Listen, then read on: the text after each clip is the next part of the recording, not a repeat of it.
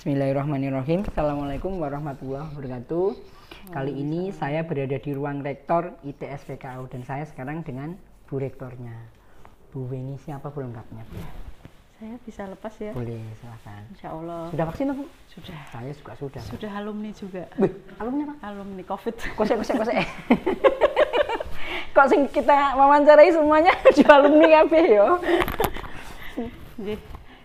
Saya Weni Astuti. Bu Weni Astuti. Panggilannya Weni aja. Bu Weni. Cekaos Bu Weni. Kalau lenggah di mana, Bu? Saya di Solo. Ya, asli Sragen. Wah, asli Sragen. Jadi sudah sejak 1999. Jadi lulus Akper PKU juga. Berarti jenengan itu akademiknya di sini juga? Iya, saya alumni. Luar biasa. Alumni 99, kemudian tahun 2000 bergabung lagi dengan Akper PKU waktu itu. Sekarang menjadi ITS PKU Muhammad. S1-nya di mana, Bu? S1-nya di Sahid. Oh, Sahid. Ya. Oh, Sahid. Perawat itu di Solo ya. Oke. Pas S2-nya? S2-nya di UNS. Kedokteran keluarga. Terus alhamdulillah kemarin baru selesai 2020. S3 di Malaysia. Wah, S3-nya udah selesai kan? Malaysia. Berarti punya Scopus. Selalu ya itu. Ada berapa, Bu, Scopusnya? Baru satu. Nanti kita bantu, Bu. Alhamdulillah. Aku baru dibanting. Oke, Bu, mengawali karir, apa yang menarik ketika panjenengan memutuskan jadi seorang pendidik? Oh, sebetulnya ya qadarullah aja ya. Karena memang dulu tidak pernah berani bermimpi begitu ya untuk jadi dosen apalagi. Karena kalau kuliah di kesehatan, keperawatan waktu itu Akper ya. Orang kampung sih Mas, saya dari Sragen. Jadi pokoknya kuliahnya jadi perawat gitu kan. Jadi tidak pernah terbersit untuk jadi dosen atau pendidik. Tapi waktu itu memang situasinya ada banyak kesempatan untuk bisa tidak hanya jadi perawat. Kebetulan ya sedikit berprestasi begitu. Kok sedikit? Banyak. Waktu itu. Jadi ketika lulus saya diminta memilih apakah milih di pelayanan di Rumah Sakit PKU Muhammadiyah Solo atau di pendidikan, karena waktu itu kita kan masih di bawah ini ya Departemen Kesehatan waktu itu, sehingga tidak mengharuskan dosen itu harus lulusan S2 atau S1 waktu itu.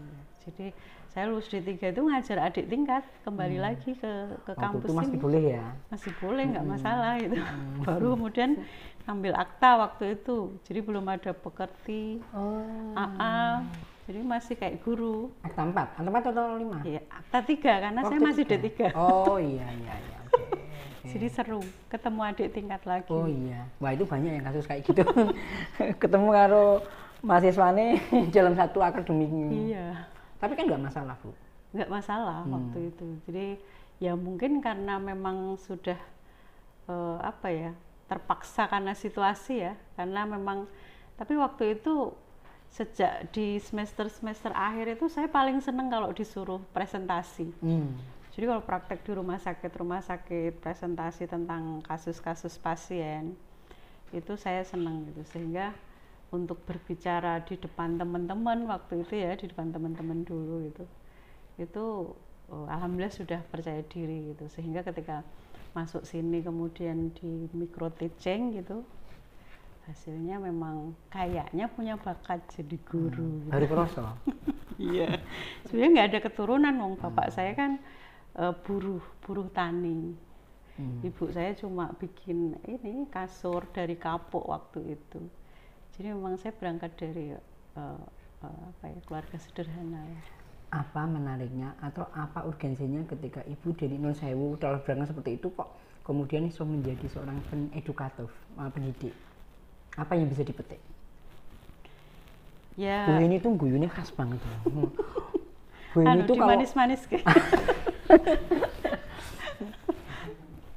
Jadi karena waktu itu apa ya, di semester akhir itu saya aktif berorganisasi gitu.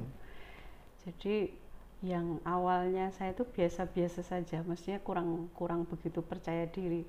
Begitu saya diberi tantangan oleh teman dosen gitu, kok bisa ya ternyata saya, kok mampu ya, kok pede ya gitu. Akhirnya berarti ada sesuatu yang memang saya nanti harus berbeda sama teman-teman lah gitu. Jadi sederhananya seperti itu. Saya pengen berbeda gitu. Artinya pada saat itu mungkin konsep berpikir teman-teman yang kuliah di akademi keperawatan itu ya paling jadi perawat gitu kan. Tapi kenapa di benak saya waktu itu sudah berpikir saya mau cari jalan yang berbeda gitu. Akhirnya ya qadarullah dikasih jalan itu. Nggak tahu saya ngelamarnya karena waktu itu 10 besar itu kan langsung diterima di Rumah Sakit PKU Muhammadiyah Solo. Begitu saya memasukkan lamaran, panggilannya itu diminta memilih itu di pendidikan atau di pelayanan. Ya ini istiharoh. Istiharoh. Dapatnya jodoh Bu? Belum. Waktu itu masih imut, masih 22, 23. Bayangin apa ya. Jadi memilih di pendidikan dan nyaman gitu, menyenangkan. Ternyata melihat waktu itu adik tingkat, kemudian juga ada mahasiswa-mahasiswa baru yang beberapa kali saya termasuk dulu terpilih menjadi dosen favorit itu. Jadi bahkan setiap tahun itu yang memilih mahasiswa itu BEM waktu itu IKM gitu. Jadi alhamdulillah ini justru semakin menguatkan, inilah passion saya gitu. Akhirnya mulai sekolah lagi, kuliah lagi sampai S3. Apa menariknya ketika di depan kelas? Apa ya? Pernah nggak ngalami mungkin lagi capek sakit begitu di depan kelas terus sembuh gitu, begitu power gitu? Kebetulan saya sejak lulus kuliah itu ngajar keperawatan jiwa, Mas Bambang. Waduh, dia sakit jiwa ya. Jadi temanya itu selalu harus bagaimana membuat mahasiswa itu sehat jiwa kan. Artinya memang aku tak sekolah nih kene ya. Jadi sebelum ngajar itu gimana membangun mood kita dulu itu, sehingga nanti mahasiswa tersemangati. Kebetulan juga saya diamanai di bagian kemahasiswaan. Jadi dekat sekali dengan mahasiswa itu. Rasanya kalau sudah masuk kelas itu mau keluar itu, mau selesai itu berat gitu. Nah, terus berapa jam? 3 SKS jadi ini minum SKS skripsi Bu. Kalau mau masuk kan agak males gitu. Iya. Kita harus cari apa itu mood buster itu kan. Tapi begitu sudah masuk ketemu mahasiswa itu luar biasa. Itu panggilan seorang pendidik itu seperti itu. Dan itu sing merasa terpanggil pasti akan merasa kayak gitu itu. Iya, alhamdulillah. Ambil S3 Bu. Gimana ceritanya?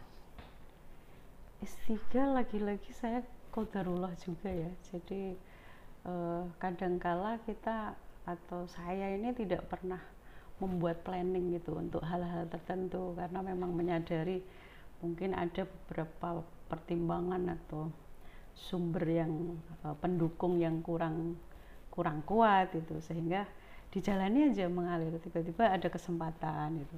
Nah S3 ini juga kebetulan dari yayasan ini, dari Persyarikatan Muhammadiyah ini kan memang saya sejak 2012 itu kan diamanai jadi yang waktu itu Akper kan pimpinannya direktur. Kemudian saya wakil direktur waktu itu 1 tahun. Bidang? Setelah itu kemahasiswaan. Setelah itu kita berubah bentuk menjadi sekolah tinggi. Saya yang diamanai jadi ketua Stikes waktu itu. Sehingga di tengah-tengah itulah 2016 ya, saya 2016 di periode kedua saya dipilih kembali. Itu saya kan mengajukan untuk bisa kuliah itu. Ya, tetapi kan konsekuensinya memang harus saya pertimbangkan. Salah satunya tidak mungkin saya sambil menjabat gitu. Tapi oleh BPH dalam hal ini kan mendapatkan arahan bagaimana supaya bisa kuliah tetap jalan, tapi juga menyelesaikan amanah saya sebagai ketua Stikes. Ngambilnya ambil by riset saya, jadi nggak ngambil di dalam negeri supaya bisa fleksibel waktunya. Dan tepat itu waktu. kemudahan. Iya, alhamdulillah. Pertama di prodi itu atau program studi itu saya lulus Luar biasa. di Malaysia. Fotonya ibu itu nampang di mana-mana. Gue nak misalnya, Jadi malu saya. lo nggak usah malu, kenyataannya gitu. Itu nak misalnya noseng naset terus gimana? Di sana ada, di sana ada, di sana ada. Ya itu bagian dari ikhtiar kita ya. Jadi memang untuk sementara ini kata humas saya loh ini ya. Kata humas saya itu ITS ya identik dengan Bu Weni gitu. Iya, kan tadi saya udah ngatur. Jadi itu justru dari para wartawan itu kalau memberi masukan itu iklan atau apa itu ya Sosoknya tampil. Bu Weni ada gitu. Iya. Ya barangkali pada saat itu tidak banyak pimpinan perguruan tinggi perempuan itu kan. Yang pada saat itu juga masih muda. Sekarang kan sudah Emang berapa seusia sih? enggak sama Emang saya. berapa? Pada saat itu jadi Sama sih ini yang 17 Bu. oh sama. Oh ya. Waduh. Berapa tahun yang lalu ya. Oke. Jadi ketika Ibu menjabat rektor, waktu itu apa yang kemudian terbersit pertama kali di benak Ibu? Ya sebetulnya sama aja sih rasanya ketika saya diamanai wakil direktur, kemudian ketua sekolah tinggi, kemudian menjadi rektor, itu kan suasana hati dan suasana kampus itu sama. Hanya memang tantangannya lebih berat karena memang secara kelembagaan kan perubahan dari sekolah tinggi menjadi institut ini kan memberikan tantangan yang lebih berat lagi. Cuma sejak awal saya diberi amanah itu sudah selalu mindset saya harus saya buat optimis gitu. Karena perguruan tinggi ini di bawah Persyarikatan Muhammadiyah gitu. Nama besar Muhammadiyah, kemudian secara networking kita juga sangat punya kesempatan luas sekali untuk melebarkan itu di benak saya ya rugi kalau saya tidak bisa membesarkan institusi ini gitu. Sehingga optimisme ini yang saya harus terus sampaikan kepada teman-teman ya, tim saya di bawah ini, supaya kekuatan ini bisa menjadi modal besar ya. Ini kan tim ini kekuatan yang sangat besar, di samping kita sudah punya, kalau analisa SWOT itu strength kita itu Persyarikatan Muhammadiyah itu. Nama besar Muhammadiyah, jadi rugi kalau kita nggak bisa membesarkan ITS ini gitu. Jadi ya bismillah itu waktu diberi amanah rektor, bismillah saya harus bisa membesarkan institusi ini dengan semanfaat yang sebesar-besarnya untuk umat. Ada tak-tak begitu, slogan gitu dulu? Slogannya banyak ya. Kalau secara pribadi sejak dulu ini juga menjadi motonya ya, semacam semangatnya untuk institusi juga gitu. Kalau saya selalu berpikir jangan biasa melakukan kebiasaan yang biasa kalau ingin menjadi luar biasa gitu. Biasa orangnya untuk apa? Harus lebih ya Bu ya. Nah, yang lebihnya apa? Oh ya.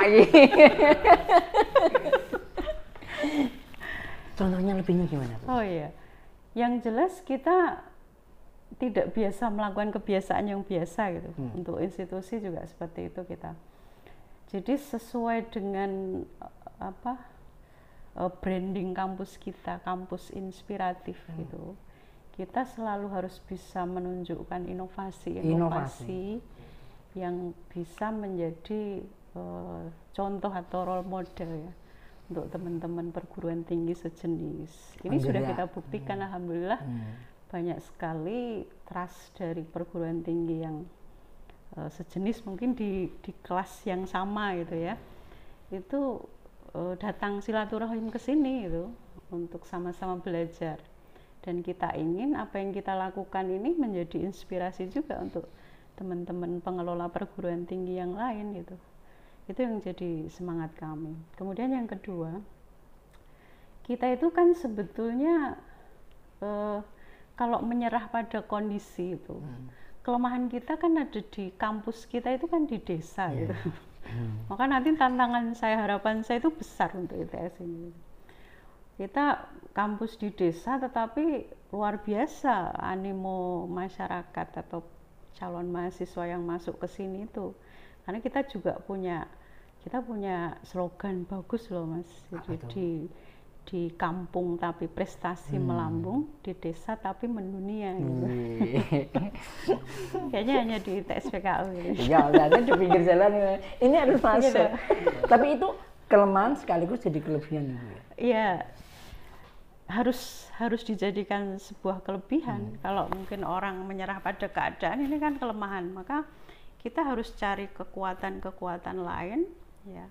Kemudian peluang-peluang yang bisa kita lakukan supaya sekarang jenengan bisa lihat, alhamdulillah itu walaupun kita kampusnya di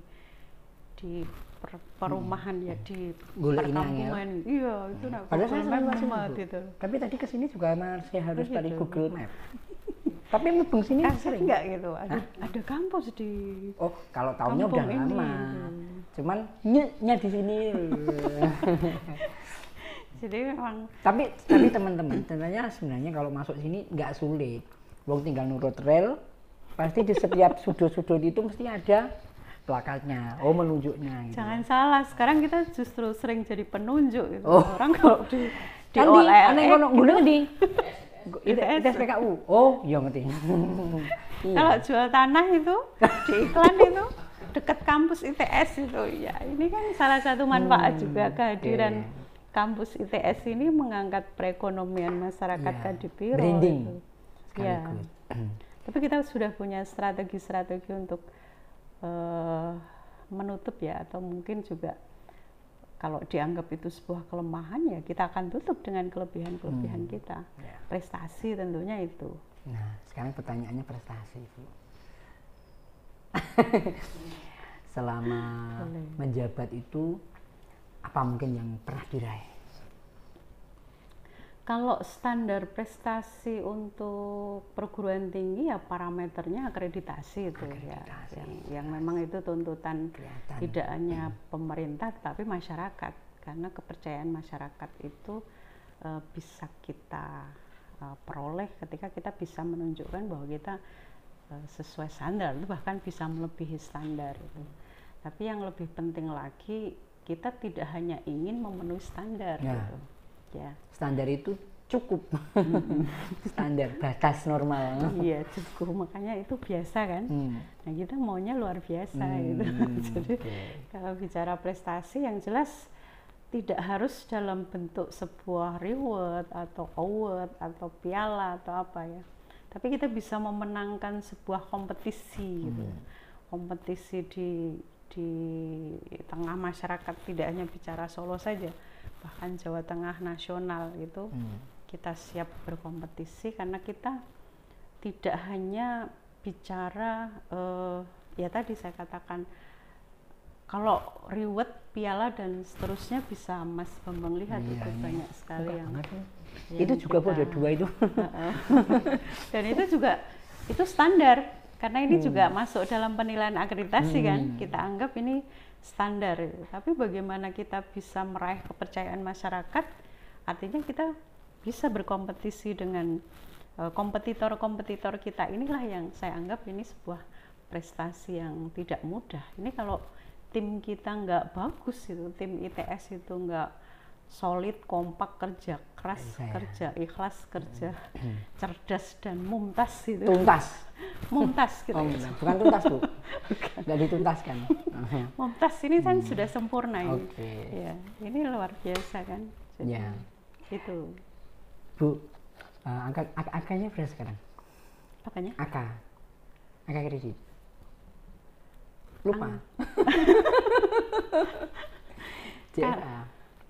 Hah? JFA. Jabatan fungsional. Lupa Bu ya? Enggak.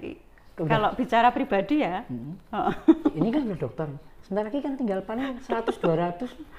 Udah paling Tak kira kita 600. lebih bicara secara umum aja ITS gitu. Kalau saya secara pribadi, saya punya tanggung jawab moral untuk memotivasi teman-teman. Ya tentunya saya harus lebih leading dong di antara teman-teman itu. Gitu. Kalau saat ini karena memang saya kemarin baru lulus kan baru lektor. Jadi ini yang Jadi sedang itu kita 200 proses lagi itu 300 lektor ya, Bu? kepala. Kalau perlu tidak lama lagi, mudah-mudahan mohon doanya nanti. Ya Allah, 650 atau 700? 750. 750, luar biasa. 250 udah dapat. 700 sudah masuk. Kalau teman-teman, alhamdulillah teman-teman dosen di sini, apalagi yang fresh graduate yang masih muda-muda, Kenceng itu ya? semangatnya luar biasa itu. Ya, publikasi, tulisan. Kalau sudah seperti kita nggak sama nggak? Nggak tahu. Kayaknya sih nggak mengenal usia yang itu tinggal Ya, kita bagaimana memaintain aktivitas dan kinerja. Ya, Ya memang itu kewajiban. Ya. Ya, memang harus menyadari itu kewajiban kita. Kalau prodinya ada berapa sekarang Bu? Tentunya kalau dari akademi ke sekolah tinggi dan institut kan berubah. Sekarang berapa? Atau dari dulu D3 itu perawat aja kan ya? Iya. Perawat. Terus di Kan sekolah satu prodi dulu. Satu prodi. Di sekolah tinggi? Kita hanya 3 prodi. Setelah itu Sekarang? sekarang 7 prodi. Oh 7. Oke. Iya. Jadi memang ini juga saya katakan yang tadi prestasi itu. Jadi kita harus bisa mengambil peluang yang memang bisa kita kembangkan untuk kampus ITS ini, yang tidak banyak peluang ini diambil oleh perguruan tinggi sejenis itu. Jadi kalau kita bicara pengembangan institusi ini kan tidak bisa lepas dari 4 P ya. Jadi produk, price, kemudian promotion, satu lagi place. Ya kalau pengembangan institusi, entah barang, jasa dan lain sebagainya itu. Nah kalau bicara produk ITS ini, kecuali yang prodi lama loh ya, prodi barunya ini memang kita strateginya adalah prodi yang memang sangat dibutuhkan oleh masyarakat, langka dalam hal ini, kebutuhannya tinggi tapi produksinya tidak banyak atau kurang. Tidak banyak juga teman-teman perguruan tinggi bermain di sini karena banyak faktor. Bisa jadi ini SDM. terlalu cost-nya terlalu tinggi, mungkin juga SDM. Tapi kita berani gitu. Maka kemarin ketika kita melahirkan prodi anestesi dan elektromedik ini, kita sebut istilahnya itu prodi yang prestisius dan ambisius. Waktu itu. Ini saya yang waktu membaca pertama elektromedis sama informatika medis apa ya? Bukan ya? Bukan, yang elektromedis dua ya? ini. Elektromedis, Ini teknik apa? elektromedis sama keperawatan anestesiologi. Ya, kenapa Dibius kita sebenarnya. bilang kenapa kita katakan prestis? Karena memang ini bukan prodi yang murah gitu ya. Secara sarana prasarana, SDM sumber yang harus kita siapkan untuk pengadaan lahirnya prodi ini itu cost-nya sangat tinggi gitu. Tentu juga rumitnya. Iya, SDM-nya juga karena harus punya dokter anestesi minimal 4 waktu itu. Kemudian ambisius ya, memang waktu itu prosesnya sangat rumit dari sejak nomenklatur itu belum ada di Kementerian Ristek Dikti waktu itu, sampai kemudian uji publik dimunculkan prodi itu di nomenklatur, kemudian ada revisi-revisi dan seterusnya sampai disahkan nomenklatur. Kita waktu itu yang pertama mengawal itu. Makanya kita anggap ini ambisius gitu. Sudah berapa tahun itu, 5 tahun itu prosesnya. 4 tahun. 5 tahun baru izinnya turun. Iya, karena memang itu nomenklatur baru, langka, dan memang belum banyak yang berpikir ke situ. 2 prodi itu sebenarnya basicnya apa sih Bu? basicnya ya sama dengan keperawatan, Oh, sama. kebidanan. Cuman ini ada kompetensi khusus begitu. Iya, kalau ini kan profesi, kalau anestesi ini profesi yang mengarah pada penata anestesi. Yang kalau istilah awamnya yang tukang bius di ruang operasi ya. Jadi itu saat ini kebutuhannya 1:2.500 ya. Kalau angkanya tidak salah ya. Jadi satu penata anestesi ini seluruh Indonesia loh ya. 2.500 pasien. Jadi angka kebutuhannya sangat tinggi waktu kita mendirikan saat itu ya. Kemudian yang elektromedik ini profesi yang belum banyak dikenal oleh masyarakat. Ya taunya mungkin teknik elektro, kemudian teknik mesin gitu kan. Nah ini teman-teman profesi elektromedik ini yang bekerja memaintenance atau memelihara semua alat-alat kesehatan yang digunakan di rumah sakit itu. Itu profil secara umumnya seperti itu. Ini kalau bukan orang kesehatan mungkin tidak paham gitu. Maka betul. Waktu itu tantangan kita berat. Bagaimana mengenalkan prodi ini atau profesi ini itu, kita menggandeng organisasi profesi itu sampai ayo kita tugas bersama ini mensosialisasikan apa sih sebetulnya profesi elektromedik itu, dan kebutuhannya luar biasa tuh, sangat tinggi. Bahkan jadi sebelum kita melahirkan prodi itu kita harus analisa SWOT dulu, termasuk juga minta masukan dari seluruh rumah sakit PKU Muhammadiyah se-Jawa Tengah, karena kita punya forum kan. Dan ini banyak sekali rumah sakit PKU Muhammadiyah yang tidak punya profesi ini ya. Kadang kalau akreditasi itu pinjem mereka yang ASN itu saat. Yang kedua, sebetulnya ada juga produksinya, tapi mereka lebih suka bekerja di industri, perusahaan, karena memang salarinya lebih tinggi itu, apalagi yang masih muda-muda itu. Nah ini tantangan, makanya kita ada program semacam ikatan dinas itu dengan rumah sakit PKU se-Jawa Tengah. Jadi mereka yang angkatan pertama itu sudah habis di Inden itu. Wah. Berikutnya padahal itu ini angkatan ke? Ini sudah angkatan ke 3 atau 4 itu. Jadi sudah mau lulus? Iya, tahun depan meluluskan. S1 kan? D4. Oh D4. Nomenklaturnya baru D4. Okay. Terus kemudian tahun kemarin kita tawarkan ke rumah sakit, para direktur rumah sakit PKU Muhammadiyah itu supaya semacam memberikan beasiswa, ikatan dinas, mereka dibiayai. Tapi nanti begitu lulus, kembali. Itu mereka ke rumah sakit itu. Karena mereka kalau nggak diikat gitu, lebih seneng ke perusahaan, ya ke industri. Bu, 2 prodi ini, kalau misalnya tidak ada, selama ini dipenuhi dengan jurusan apa?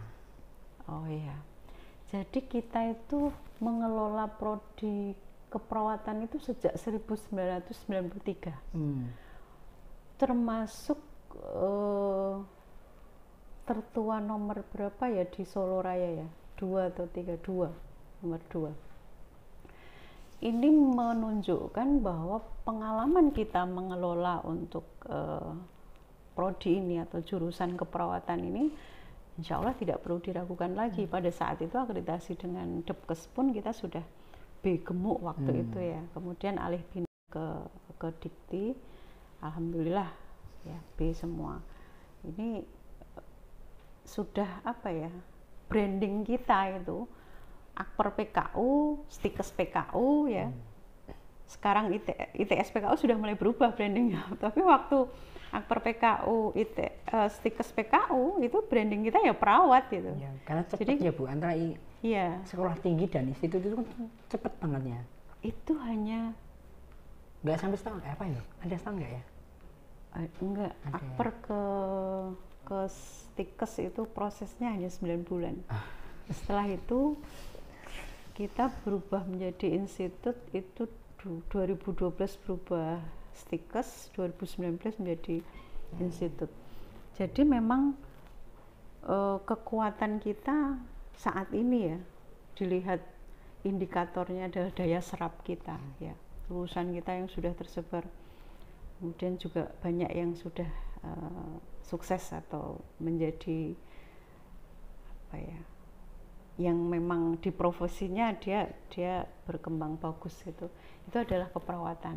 Jadi sebelum lahir anestesi dan elektromedik ini ya, kekuatan besar kita di keperawatan. Sampai sekarang pun ya, mahasiswa di keperawatan ini student body-nya masih masih favorit di mana-mana ya. Iya, karena memang sirkulasinya perawat itu kan selalu dibutuhkan dan kebutuhannya sangat tinggi sampai kapanpun gitu. Karena rumah sakit pasti perlu perawat. Iya. Kalau jumlahnya banyak, paling banyak nakes di rumah sakit paling banyak kan perawat. Kalau seandainya mereka tidak bekerja di rumah sakit itu, alternatifnya perawat itu di mana tuh bekerjanya? Iya, banyak sebetulnya ya. Makanya setiap kita mau salah satu membekali soft skill mereka itu harus merubah mindset mereka menjadi terbuka gitu. Jangan hanya berpikir nanti saya perawat di rumah sakit, di klinik begitu ya. Tapi peluang kerja mereka bisa entrepreneur ya. Banyak kan sekarang perawat yang punya klinik, yang punya perawatan mandiri, kemudian juga mereka juga punya peluang besar untuk ke luar negeri. Kemudian juga sekarang saya sedang memotivasi mereka, ini profesi apapun ini menjadi yang punya bakat atau passion entertainment itu bisa kayak Mas Bambang gitu kan. Bisa punya podcast gitu, bisa atas izin Allah. Iya, ya itu tetap harus ini. Nah, kalau dulu Bu, sebelum ada jurusan Ibu ini yang elektromedis dan juga anestesi ini, kebutuhan di rumah sakit itu dulunya dipenuhi oleh jurusan apa Bu? Khusus untuk tenaga-tenaga yang anestesi dan setahu saya ya, ini setahu kami, karena memang kami sebelum mengajukan untuk dibukanya prodi itu kan sudah analisa di lapangan. Untuk anestesi selama ini dipenuhi dari hasil pelatihan. Iya, jadi perawat plus pelatihan 6 bulan. Tetapi setelah muncul undang-undang tenaga kesehatan waktu itu, memang tenaga kesehatan itu minimal diploma 3. Sehingga ketika prodi ini lahir, nomenklaturnya yang pelatihan ini harus sudah mulai dikurangi gitu. Dan itu 2 prodi itu dimiliki hanya di Jawa Tengah. Ada berapa Bu? Di Jawa Tengah untuk saat ini sudah ada 2 atau 3 ya. Oh, jadi belum banyak sebenarnya. Tapi kita pemain pertama di Jawa Tengah, sama Harapan Bangsa Purwokerto, sama Bali waktu itu. Bali yang pertama, sama-sama startnya bareng gitu, tapi Bali lebih duluan. Memang kita ada kendala di SDM waktu itu. Karena SDM-nya memang harus spesifik. Iya, kita harus punya dokter anestesi minimal 4. Nah, kalau boleh tanya, kaitannya PKU Muhammadiyah dan ITS PKU itu apa toh Bu? Nah kan sering ngomong PKU, apa ya hubungan? Kan gitu, pertanyaannya kan pasti gitu. Iya. Dan pasti sudah disiapkan jawabannya. Kalau itu bicara sejarah ya. Oh, sejarah. Jadi perguruan tinggi Muhammadiyah yang ada nama PKU-nya itu hanya di ITS PKU. Bahkan kita dulu pernah diminta oleh PP Muhammadiyah itu, Bu, PKU-nya dihilangkan saja gitu kan. Tapi karena kita harus selalu berterima kasih lah dengan sejarah kita yang mendirikan itu dulu adalah MPKU. PKU Muhammadiyah Surakarta, rumah sakit. Jadi lahirnya di situ memang. Iya, dulu kan tidak di bawah Kementerian Pendidikan ya, Ristek ya. Jadi di Depkes itu rumah sakit itu boleh mendirikan perguruan tinggi gitu yang Dan sekarang kesehatan. banyak ya Bu ya? Iya, tapi sekarang kan nggak boleh seperti itu. Biasanya harus berbeda. Ya. Tapi yayasannya ini pisah sekarang. Sama-sama milik Persyarikatan Muhammadiyah. Tetapi pengelolaan perguruan tinggi sangat berbeda dengan pengelolaan rumah sakit PKU Muhammadiyah. Sehingga kalau di Persyarikatan Muhammadiyah ada majelis dikti yang memberikan arahan, bimbingan, pembinaan dan seterusnya kepada seluruh perguruan tinggi. Kalau rumah sakit itu ada majelis MPKUPS itu. Jadi sudah berbeda majelisnya, tapi tetap sama di bawah Persyarikatan. Apa inspirasinya seorang Prof. Anis untuk Bu ini? Anis, rektornya UMS. oh, Prof. Anif. Prof. Anif. Aku kok ngomong kok salah terus. Saya deg-degan Anis Baswedan gitu. saya termasuk mengidolakan Pak Anies Baswedan. Wih, besok diundang untuk Stadion General. Suka memang ya. Kalau Prof. Sofyan Anif ya yang sekarang menjabat Rektor UMS, ini kebetulan beliau kan ketua BPH-nya ITS PKU. Jadi apapun ya sangat berpengaruh dalam saya mengelola ITS ini lebih baik gitu. Tentunya kita kan tetap mengakui bahwa UMS ini lebih senior dari kami. jadi kita kalau mengistilahkan itu kakak kandung gitu. Kakak kandung. Jadi kadang-kadang kebijakan kalau di Persyarikatan di Majelis Dikti PP Muhammadiyah memang kita sudah punya aturan main ya. Jadi aturan main pengelolaan perguruan tinggi Muhammadiyah, sehingga saya kira besar atau kecil perguruan tinggi Muhammadiyah itu pengelolaannya insya Allah sama.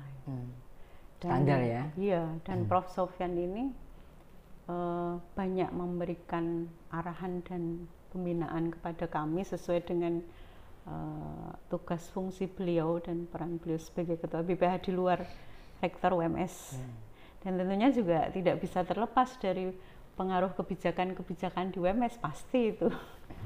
Tetapi ini tidak pernah membuat konflik ya. Konflik interest itu insya Allah tidak terjadi seperti itu. Kedepan apa yang Ibu pengen kuatkan lagi di ITS PKU? Oh, harapannya ya, saya masih dulu, apa yang pengen dikuatkan? Harapannya nanti Bu, kiri dewe, harapannya itu closing.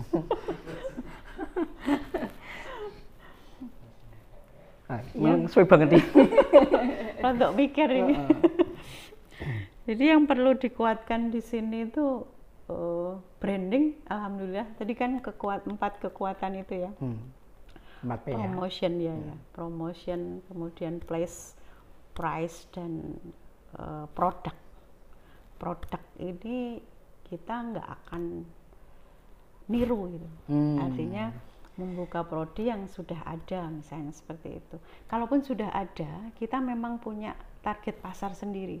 Misalnya saat ini kita sedang mengajukan 3 program studi yang sebetulnya di wilayah Jawa Tengah itu sudah banyak yang mengelola itu gitu.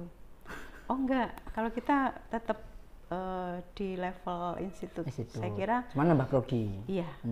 Secara hak untuk pembukaan program studi sebetulnya sama antara institut dengan universitas. Ya, cuma mungkin terbatas di fakultasnya gitu.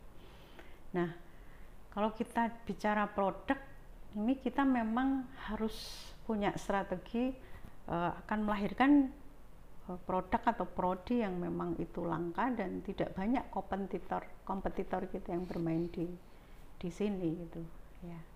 Kemudian juga selanjutnya price ini tentunya kita harus punya strategi. Bagaimanapun apalagi di era COVID ini ya. Jadi banyak sekali masyarakat kita yang berpikir 2 kali untuk menyekolahkan putra-putrinya ya kuliah itu. Tapi juga ini juga dalam rangka mengambil peluang. Jangan salah jadi pada situasi yang sama pemerintah ini juga punya tugas menaikkan APK kan. angka partisipasi kasar. Apapun kondisinya. Iya, jadi ternyata beasiswa ini kan banyak sekali. Iya, dan banyak nggak seleb. Iya. Makanya kita harus mengambil Belum peluang. anak sekolah beasiswa dikti. Dapat uang saku ya sekarang. Sekolah gratis kayak uang saku. Jadi itu yang harus kita ambil peluang. Jadi price itu kita bermain di situ, kemudian kita juga harus bijaksana begitu. Artinya mungkin dulu kita bisa membuat angka UKT itu sekian, tapi harus lihat kondisi saat ini supaya pasar itu tertarik dengan kita, ya maka kita harus efisiensikan anggaran itu. Maka kita jual agak hemat gitu kan, supaya bisa bersaing. Kemudian promotion alhamdulillah sejak launching ITS waktu itu 2019, branding kita langsung diterima oleh masyarakat gitu. Entah menyebutnya apa, waktu anak-anak kecil suka tak tanya itu, tahu ITS PKU, ITS it's itu. Kalau saya pribadi itu logonya itu kan gradasi. Unik. Iya, unik itu loh. Gradasi. Itu kita lombakan loh, Mas. Oh, ayo pantes. Iya, lomba jadi kita memang terkonsep. Iya. Ini apa? Logonya itu memang apa? Gradasinya itu kuat gitu loh. Iya. Merah ke kuning. Kenapa bukan merah, itu oranye. Oh, kenapa memilih oranye gitu kan? Saya punya alasan gitu. Kita punya alasan. Jadi itu tertuang semua adalah di statuta kita. Kenapa warnanya oranye, tulisannya begini-begini. Nah, ini waktu itu memang kita bagaimana menguatkan branding kita. Promosi kita memang harus lebih efektif, efisien itu, sehingga bisa diterima masyarakat dengan cepat itu, alhamdulillah. Dan tidak banyak, belum ada institut di Solo ini waktu itu, baru satu-satunya. Dan ini kemudian menjadi inspirasi yang lain itu. Dan kita pernah jadi juara itu di LL Dikti wilayah 6 Jawa Tengah. Kita institut terbaik, jadi mendapatkan 5 piala sekaligus dari 5 kategori ya tahun kemarin. Jadi itu salah satu bukti kita memang secara promosi yang menjadi parameter kita adalah kinerja akademik, jelas ya. Kita tetap berpikir bagaimana internal atau ITS ini tetap sadar bahwa tugas fungsinya ini adalah mengelola perguruan tinggi, SDM dan sarana prasarana kita harus tingkatkan terus. Kemudian yang paling penting juga kalau kita bicara promosi, ini adalah kepuasan mahasiswa, kepuasan masyarakat ini. Dan ini sudah kita buktikan itu, animo masyarakat untuk masuk di ITS ini sangat tinggi. Tahun ini aja kita naik hampir lebih dari 100% itu pendaftar kita. Iya. Kita awalnya pesimis itu. Tapi kita berdoa terus, yakin gitu, pertolongan Allah gitu. Ya, kita dengan strategi itu tentunya. Akreditasi jelas, ini adalah satu bukti indikator ya bahwa kita juga berkompetisi.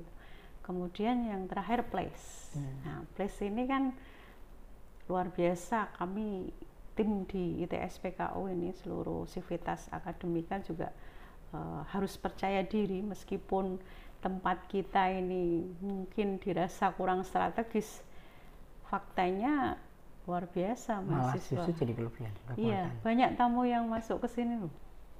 Kok mesti di kampung tapi mahasiswanya banyak, alhamdulillah. Apalagi nanti kita punya kampus di mau dibocorin strategis.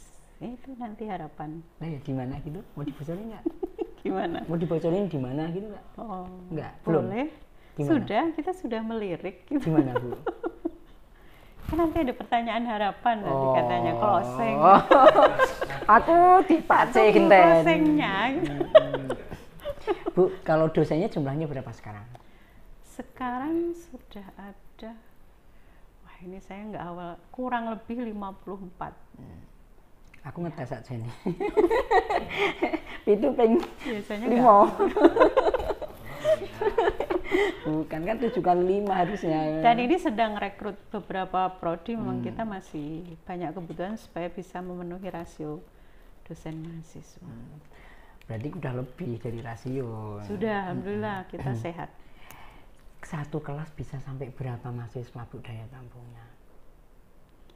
Sebetulnya maksimal 40 gitu. Maksimal Tapi 40. kita selama pembelajaran daring ini kan sebetulnya ya ini termasuk apa ya, hikmah ya. Hikmah dari COVID ini kan salah satunya kita bisa melakukan pembelajaran jarak jauh sehingga tidak harus menyiapkan kelas ya, kelas yang luas itu untuk memenuhi. Tapi memang kita batasi untuk luring itu satu kelas itu 40. Kenyamanan. Kecuali memang prodi-prodi yang diminati itu kita terpaksa buka kelas gemuk ya. Nggak dibagi 2? Dibagi 3 malahan. Jadi kadang kita nanggung kalau dibagi 4 kelas itu. Oh, jadinya 3. Akhirnya 3. Kalau kuliah di sini Bu, mahasiswa itu dari kelas itu di situ udah dibagi 3 ya. Ada apa lagi di dalam kelas Bu? Maksudnya? Fasilitas di dalam kelas apa saja? Apa lagi? Oh, ini sih tergantung bagaimana metode ya. Masing-masing dosen itu kan punya kreasi mengajar atau inovasi ya. Jadi kadang mereka, apalagi saat ini Merdeka Belajar yang sering menjadi apa ya, semangatnya Mas Menteri Nadiem itu ya. Jadi fasilitas di kelas itu saya kira saat ini apa ya, bisa saja sementara ini kita abaikan gitu ya, kecuali nanti luring. Kalau kita kalau kelas luring di kelas semua terpenuhi dengan baik dan nyaman, nanti bisa dicek Mas Bambang. Kelasnya nyaman-nyaman nanti sekali. Kalau saya kuliah di sini sebenarnya. Yang jelas mahasiswa bidannya kan cewek-cewek semua. Oh, bidan. Masih ada bidan? Bidan Bu? Kan ada prodi kebidanan. Masih ada? Masih. Wow, ini mungkin yang jadi nilai plus. Yang lainnya pada tutup loh. Masuk saya kenapa kaget? Tuh pada tutup kan? Oh iya, kan habis mahasiswanya. Alhamdulillah. Masih banyak Bu? Iya, Allah itu kasih kemudahan untuk ITS kayaknya. Ya. Pada saat kita mulai pesimis gitu, ternyata pertolongan Allah datang. Kemarin D3 atau D4? Di melebihi ekspektasi kita, D3. Oh, D3 ya? Tapi saat ini kita sedang berproses untuk dibuka profesi. Luar biasa ya. Bidan. Yang lainnya pada tutup ya bidan. Iya. Memang. Aku kelingan dari mantan bidan. Dari mantan bidan. Aku ninglok. Oke. Mantannya bidan maksudnya. Oke, Salah satu. Aku jadi terus kayak dibahas. Nah, kemudian kalau mahasiswanya Pak yang terjauh dari mana Bu? Oh iya, ini juga kekuatan kami ya. Jadi saat ini mahasiswa kita itu dari seluruh penjuru Indonesia, dari 29 provinsi. Jadi kekuatan networking ini luar biasa. Nanti pengembangan ITS itu saya berpikir harus lebih luar biasa lagi gitu, dengan kekuatan networking ini kan kunci. Tidak seperti biasa. Iya. Beasiswa yang ada Bu, apa aja Bu? Beasiswa alhamdulillah kita tidak hanya mengusulkan atau memanfaatkan fasilitas dari Kemendikbud ya, BPA, atau Mendikbud saat ini. Kita punya skim beasiswa dari rekanan. Bank. Jadi bank itu kan pasti ada dana CSR. Itu yang kita manfaatkan. Di Solo ada bank. Kaya ya itu. Bank. Dari bank. Kemudian kita punya Lazismu. Iya, yang itu dipunyai oleh Muhammadiyah. ya. Ini mulai dari pusat sampai daerah itu punya skema beasiswa, namanya beasiswa apa Mas Teguh? Sang Surya. Sang Surya. Bahkan di ITS ini sudah ada kantor layanan Lazismu sendiri, ITS itu. Sehingga kita kan terkoordinir ya untuk pembayaran zakat, infak, sedekah ini kan melewati lazismu ITS. Nah, nanti dana ini kita kembalikan untuk memberikan beasiswa kepada mahasiswa yang memang itu membutuhkan. Saya juga butuh. Dan masih banyak lagi beasiswa. Nah, kalau mahasiswa ini kuliah di sini, Bu, kira-kira nanti apapun prodinya, kira-kira lapangan pekerjaannya bisa tersasar semua kah? Terserap, tersasar, masuk. Jadi maksudnya lulusannya terserap. Iya, jadi misalnya bidan tadi, itu kan yang lainnya tutup nih. Apa di sini sudah ada, masih sudah ada mungkin kerjasama, gitu. Atau misalnya elektromedis kayak tadi, yang lainnya mungkin belum ada, tetapi ternyata sudah dikerjasama misalnya. Jadi maksudnya mereka kuliah itu, oh saya nanti kuliah itu, saya nanti bisa kerja di sana, bisa kerja di sana, dikerja di sana. Atau oh saya pengen wirausaha misalnya. Oh, iya. Kalau untuk di setiap MOU kita dengan pihak ketiga atau eksternal ya, itu ruang lingkupnya juga salah satunya untuk penyerapan lulusan. Jadi itu komitmen kita gitu. Itu juga tugas kita dan itu juga ada di standar akreditasi. Jadi memang perguruan tinggi bisa menjamin penyerapan lulusan dan itu terus kita ikhtiarkan itu. Ya tidak hanya menawarkan atau dituangkan dalam ruang lingkup MOU saja, tetapi yang paling penting juga merubah mindset mahasiswa ini bahwa mereka ini jangan hanya berpikir nanti bekerja di pelayanan kesehatan saja gitu. Jadi kita ada tambahan bekal-bekal untuk entrepreneur. Misalnya yang kebidanan itu ada pelatihan mom and baby spa gitu kan. Jadi kayaknya kemarin yang di Mode ya rilisnya ya. Jadi mereka lulus bisa membuka itu ya. Kemudian sekarang klinik-klinik kecantikan, skincare itu butuh tenaga kesehatan yang tersertifikasi, yang punya STR itu. Jadi nggak bisa dipenuhi hanya dari prodi biasa, waiters atau waiters ya. Tapi dari perawat bidan, karena kan sekarang canggih ya untuk skincare itu ada yang perawatan kulit sampai ada injeksi, pemasukan apa saya nggak paham itu. Glowing yang sekarang kita tes. Ini kan dulu mantan bidang 3. Ada berapa unit kegiatan kemahasiswaan? Waduh. Mungkin harus jawab Pak Edit. Nah ini ngetes tenang. Kalau saya suruh cerita waktu akper ya jelas langsung bisa jawab itu. Tapi mahasiswa bisa nggak di sini, misalnya di sela-sela kuliah itu dia bisa ikut kegiatan apa gitu? Oh harus. Justru kebetulan saya juga ngajar pendidikan karakter. Oh, karakter building. Iya, jadi salah satu bagaimana membentuk karakter mereka, menguatkan soft skill mereka, itu mereka harus ikut organisasi mahasiswa. Maka kita fasilitasi betul di ITS ini gitu. Bahkan ada anggaran khusus untuk mengembangkan organisasi mahasiswa ini di bawah bidang ketiga khususnya. Kalau nggak terserap malah saya saya evaluasi. Jadi harus input mahasiswa dari seluruh Indonesia ada, kuliah dosennya sudah melebihi rasio kompeten. Terus bayar proses kuliah terjangkau. Terus kurang apa meneh? Terserap lulus. Nah kalau lokasinya ini disebutkan aja Bu. Jadi dari Palang Joglo itu kan ke utara. Saya suruh menjelaskan, jangan. Enggak. Momet saya. Saya termasuk bingung kalau arah sini timur selatan. Oke, kalau gitu pertanyaannya begini, bagaimana ITS PKU bukan Ibu itu memberikan istilahnya petunjuk arah digital dan uang itu ngerti ITS PKU? Kalau apa ya, sekarang ini saya kira nggak ada masalah ya. Rampung Ada Google Map wis rampung. Iya. Nggak situ sing salah sing takon iki. Iya kayaknya nggak ada masalah. Cuma nanti kita memang ada semacam apa ya, market plan yang bisa. Okay.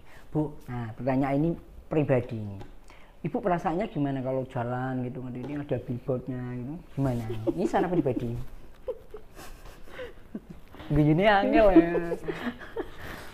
Gimana ya bahasa? Melihat diri sendiri gitu ya. Iya. Kaca gitu.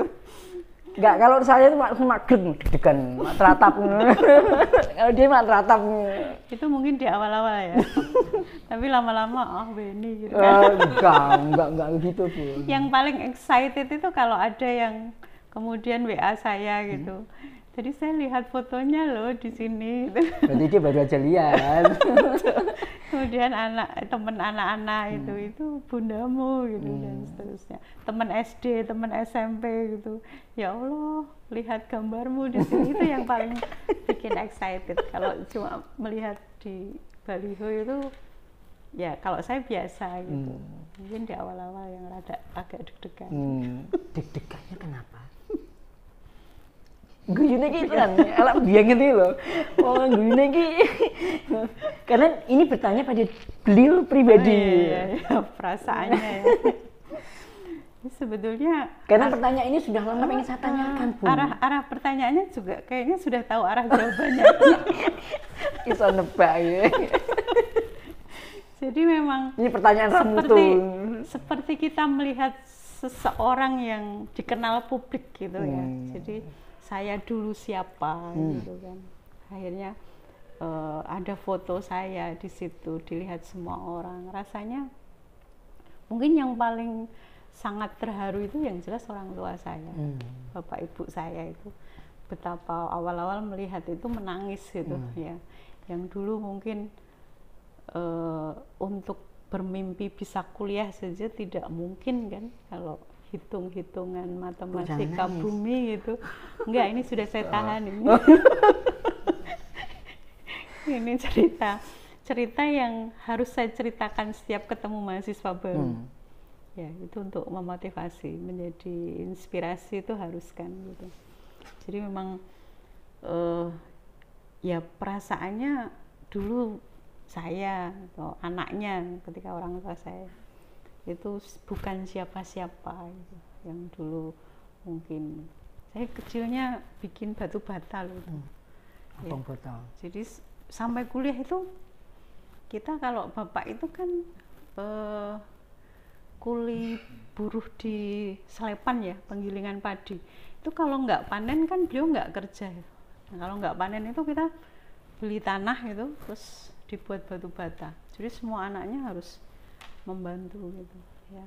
Jadi dulu saya siapa, sekarang foto saya bisa dilihat itu ya, masya Allah itu subhanallah, itu qadarullah ya, jalannya Allah. Ini yang sebenarnya saya pancing.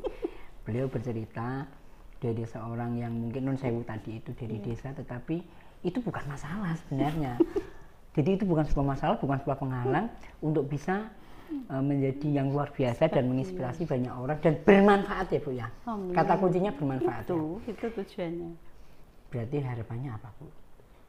Untuk saya atau untuk ITS? Whatever.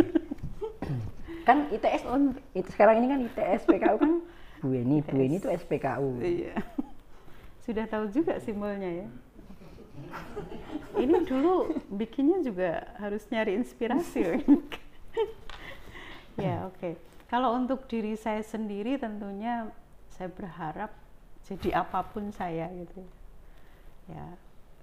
Ya sekarang diamanai jadi rektor, tentunya ingin semakin memberi manfaat, semakin memberi berkah, dan ya kepercayaan atau amanah itu sangat berat kalau mau dibuat berat ya. Tapi karena memang kita sebetulnya tidak ingin kan jabatan ini gitu. Tetapi karena diamanai, yakin saja gitu bahwa pertolongan Allah itu dekat dengan kita gitu.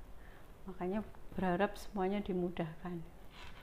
Untuk ITS tentunya juga karena saya itu punya tim ITS ya, luar biasa gitu.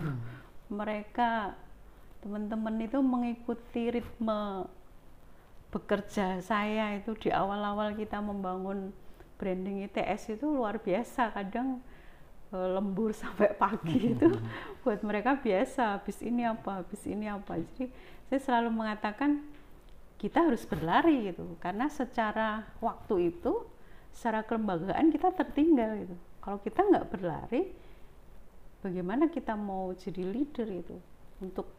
Untuk nututi koncone susahnya. Saya selalu tekankan, ayo berlari. Yang nggak mau berlari akan saya tinggal. Gitu. Jadi memang itulah tim itu. Maka akhirnya kan mereka terbiasa dengan pola kita yang harus banyak inovasi gitu. Ya tentunya dengan tim yang luar biasa ini, saya berharap ITS semakin berkembang. Luar biasa.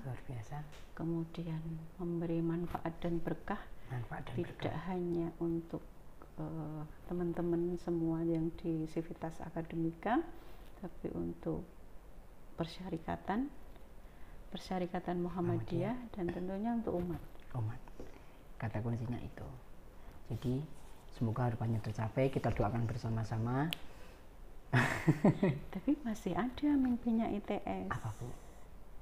Ya, yang pertama, insya Allah tahun depan akan kita wujudkan kampus yang strategis. Mudah-mudahan nanti di Jalan Adi Sucipto, tak bocorin. Adi Sucipto mana, Bu? Adi Sucipto mana, Bu? Rumahnya mana kok nggak tahu Adi Sucipto? Ini kan Adi Sucipto, ini Panasan. Oh iya. Makanya namanya Panasan TV. Oh gitu, oh iya. Itu. Jadi ini salah satu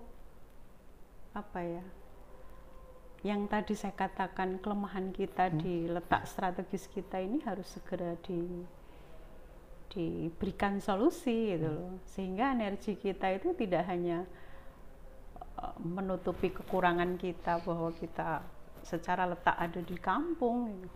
Kita sudah punya branding memang di pusat kota gitu. Kemudian yang kedua, kalau ini masih yang pertama ya. Jadi gedung kampus ini nanti akan kita buat gedung yang monumental, sehingga ini menjadi daya ungkit juga. Harapannya seperti itu, daya ungkit kepercayaan masyarakat semakin meningkat, animo mahasiswa juga tinggi itu. Kemudian yang kedua, saya ingin kampus ini tidak hanya melahirkan lulusan atau mendidik lulusan, tetapi juga memproduksi. Jadi kita ingin di kampus ini juga lahir usaha-usaha yang dikembangkan oleh program studi ini. Jadi kita nggak hanya mendidik, tetapi memproduksi itu. Misal kita punya elektromedik, insya Allah nanti kita akan bikin kalibrasi. Jadi sarana yang kita punya ini harus kita manfaatkan untuk bisa menjual baik itu barang maupun jasa. Sehingga ini menjadi tambahan income generate lah untuk ITS PKU, tidak hanya mengandalkan SPP mahasiswa saja gitu. Maka agak sedikit berpikir profit ya kalau bicara usaha itu, tetapi usaha ini kan tidak terlepas dari apa yang selama ini kita kelola gitu. Artinya memang kita punya sumber daya yang kompeten, kemudian sarana prasarana yang mendukung gitu. Wajar kalau nanti kita bikin misalnya klinik kecantikan, kemudian toko alat kesehatan, kemudian kalibrasi, kemudian mungkin ke waralaba yang lain. Itu sudah mulai kita rintis. Walaupun ini mulai dari kecil, itu sudah banyak jasa dan produk yang kita jual ke masyarakat. Luar biasa. Itu ITS PKU. Luar biasa. Semoga keberadaannya bisa menjadi berkah di sekelilingnya. Amin ya Gitu ya, rabbal Bu, ya. alamin. Iya. Terima kasih, semoga bermanfaat. Assalamualaikum warahmatullahi wabarakatuh. Waalaikumsalam warahmatullahi wabarakatuh. Terima kasih Mas Bambang dan yang lain-lain.